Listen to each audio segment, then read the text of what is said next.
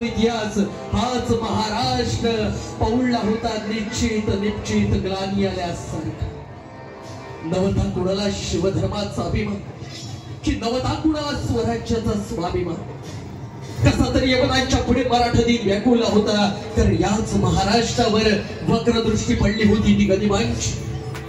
निजामशाह, आदिलशाह, कुतुबशाह यांच्यासारख्या मातबल बाच्यांच्या जुलमी राजवटीपायी दहशतीखाली येथील रयतपुरती भरडली जात होती।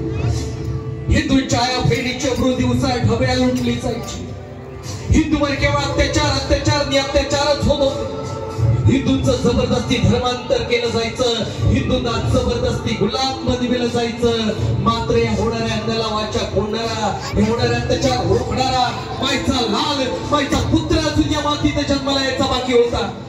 आणि मग अशाच जुलमी राजवटीला कंटाळले त्या रयतेच्या मुखावाटे एकच सूर दिनारू लागला, दारू खड बय दारू खड दारू खड बय दारू खड असं म्हणत येथील रयत आई भवानीकडे एकच मागणं मागू लागली।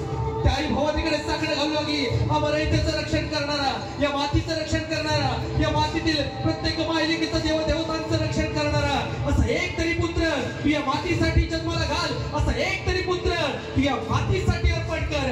आणि अखेर आई भवानीनं त्या रयतेची साथ ऐकली, आई भवानीनं त्या रयतेची साथ ऐकली। आई भवानीची कृपा दृष्टी झाली तशी आई जिजाऊंची कोस उजळली।